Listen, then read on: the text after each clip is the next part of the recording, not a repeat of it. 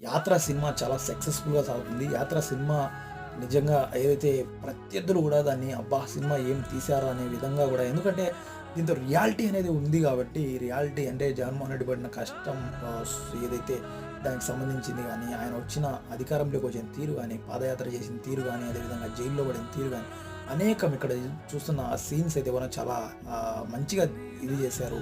చాలా వరకైతే గూడా అయితే ఆ ప్రత్యర్థులు పార్టీలలో ఉన్న వాళ్ళు గూడా చాలా వరకు ఆదరిస్తున్నారని గూడా చెప్పుకొస్తున్నారు. సినిమా వచ్చేసి సినిమాలో చాలా మంచి కంటెంట్ ఉంది. ఎలాంటి కాంట్రోవర్సీస్ అనేది పెద్దగా ఏం లేకుండా గూడా చాలా హెల్తీగా ఉందని గూడా చెప్పుకొస్తున్నారు సినిమా. సో, కాబట్టి ఒక చరిత్ర మనం తీస్తున్నప్పుడు ఆ చరిత్రకు అనుగుణంగా దాంట్లో ఎలాంటి ఇది అంటే కొన్ని సిట్యుయేషన్‌లు రియల్‌గా జరిగినట్టు కూడా ఉంటాయి కాబట్టి, ఆ రియల్‌కి సంబంధించి కూడా పెట్టుంటారు. కాకపోతే ఇక్కడేందంటే కాంట్రోవర్సీ లేకపోవడం ఏందంటే, హీరో మనోడు కాదు, డైరెక్టర్ ఇది కాదు కాబట్టి సో, అది కాంట్రోవర్సీ లేకుండా పోయిందనమాట.